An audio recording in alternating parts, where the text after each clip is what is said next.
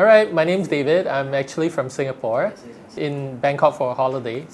And I was recommended to come for this jewelry workshop. So without knowing much how to make jewelry, I was just thinking, it's quite a new experience for me. So I just want to come in and try.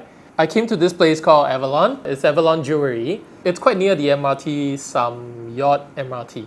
Getting here is really easy, especially in the morning where there's not much of a heavy traffic. Coming here, I learned about making jewelry. And making jewelry, trust me, is not an easy task. Actually, right now, my hands are still quivering, it's actually shaking because of the strength that I have to put into using the tools. Let me just show you what I made today, and I'm quite satisfied with myself making this. This is for me, for myself, and I'm gonna use it, because I'm proud of making it myself. If you want to know more about Avalon, just come in and give them a call here in Bangkok itself. Thank you.